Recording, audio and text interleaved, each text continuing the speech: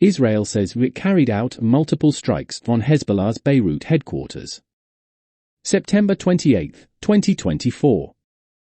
Israel's military carried out a series of targeted strikes Friday on what it said was the central headquarters of the Hezbollah terror organization in the Beirut suburbs of Dahia, flattening buildings and sending huge plumes of smoke above the city.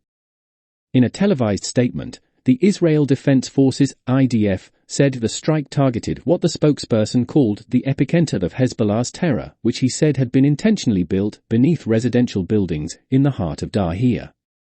Israeli sources said the U.S. was notified moments before the airstrike, but Defense Secretary Lloyd Austin said the United States had no advance warning, nor was it involved in the Israeli operation in Beirut.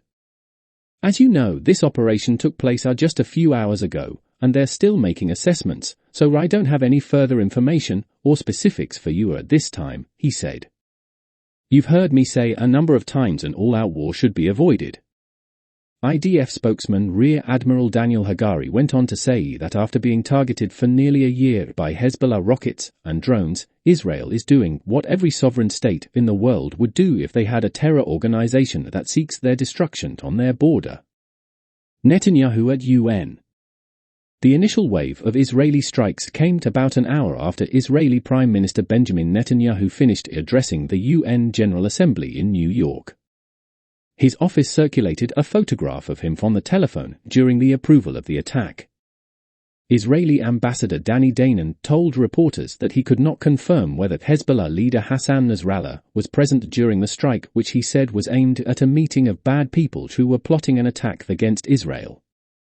Shortly after midnight in Beirut, the Israeli military said it had contacted residents in 3 buildings in Dahia and told them to immediately evacuate because they were near Hezbollah's strategic assets. Local media reported strikes had resumed in the southern suburbs of Beirut. At the General Assembly, Netanyahu had a message for Iran, which sponsors both Hezbollah in Lebanon and Hamas in Gaza. "If you strike us, we will strike you," he said. There is no place in Iran that the long arm of Israel cannot reach, and that's true of the entire Middle East.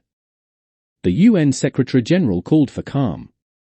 "We must avoid a regional war at all costs," Antonio Guterres said. He urged both Israel and Hezbollah to accept the 21-day ceasefire proposal put forward by the US and France, and that is backed by several countries.